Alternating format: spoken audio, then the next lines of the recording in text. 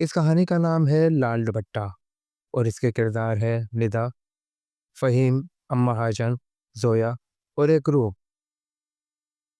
ندا روزانہ صبح کالج کے لیے نکلتی۔ اس کا راستہ ایک پرانے قبرستان کے پاس سے گزرتا تھا۔ قبرستان کے ایک کونے میں ایک بوسیدہ ٹوٹی پھوٹی سی دیوار پر ہمیشہ ایک لال دوپٹہ نظر آتا۔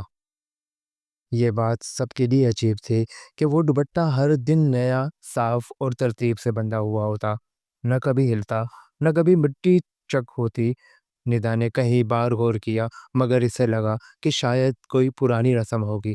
اس نے ایک دن اماں حاجن سے پوچھ لیا، اماں، یہ دوپٹہ کون روز یہاں باندھتا ہے؟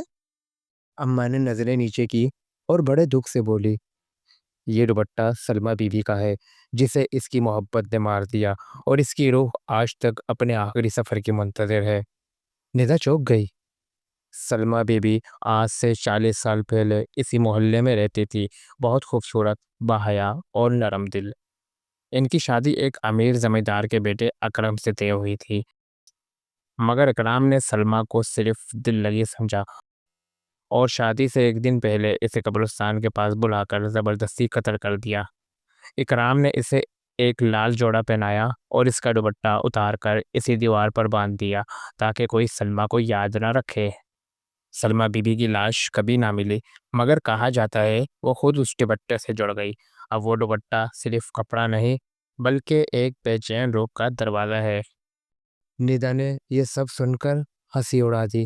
اگلے دن فہیم نے مذاق میں وہ دوپٹہ دیوار سے اتارا اور چپکے سے ندا کے بیگ میں رکھ دیا۔ ندا کو پتہ تک نہ چلا۔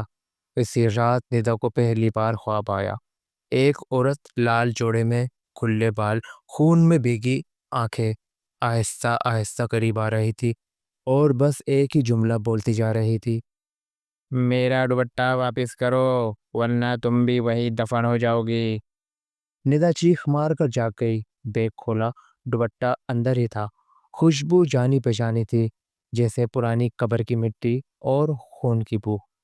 اس رات کے بعد ندا کی زندگی بدل گئی۔ ہر رات کوئی چلتا، آہستہ سے کمرے میں دروازہ کھلتا، دیوار پر خون سے ہاتھ کے نشان بننے لگے تھے۔ فون آن کرتی تو اسکرین سیاہ ہو جاتی اور اس میں سلمہ بی بی کی تصویر چھلکنے لگتی۔ ندا پاگل ہو رہی تھی۔ ندا، فہیم اور اس کی سہیلی زویا تینوں اماں حاجن کے پاس گئے تو اماں نے کہا، اسے آزاد کرنا ہوگا، دوپٹہ واپس اسی جگہ باندھ دو، لیکن خالی دل کے ساتھ نہیں، اس کی سچائی کو تسلیم کر کے، دعا کے ساتھ۔ مگر شرط یہ تھی، اگر رات کے 12 بجے کے بعد واپس کیا تو سلمہ کی جگہ ندا اس دیوار سے بن جائے گی، ہمیشہ کے لیے۔ رات 11:30 بجے تینوں دوست قبرستان پہنچے۔ ٹارچ کی روشنی، دل کی دھڑکنیں اور آس پاس پھیلی وحشت۔ ندا نے جیسے ہی دوپٹہ نکالا، ہوا رک گئی، درخت ہلنا بند ہو گئے اور مقبرے سے عورت کی کراہنے کی آواز آنے لگی۔ ندا نے ہاتھ اٹھا کر کہا، سلمہ بی بی، ہم آپ کو انصاف دینے آئے ہیں، آپ کی کہانی دنیا کو بتائیں گے، آپ آزاد ہو جائیں گی۔ اس نے دوپٹہ دیوار پر باندھا تو زور کی آندھی چلی، آسمان پر بجلی چمکی اور سلمہ بی بی کی روح ایک نورانی شکل میں سامنے آئی، آنکھوں میں آنسو، لبوں پر مسکراہٹ۔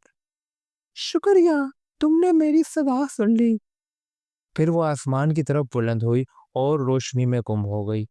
اگلے دن دیوار خالی تھی، کبھی کا بوسیدہ دوپٹہ ہمیشہ کے لیے غائب ہو چکا تھا۔ مگر ندا نے جب اپنے بیگ کا آخری خانہ کھولا، وہاں ایک کاغذ تھا جس پر خون سے لکھا تھا، کچھ کہانیاں کبھی مکمل نہیں ہوتی۔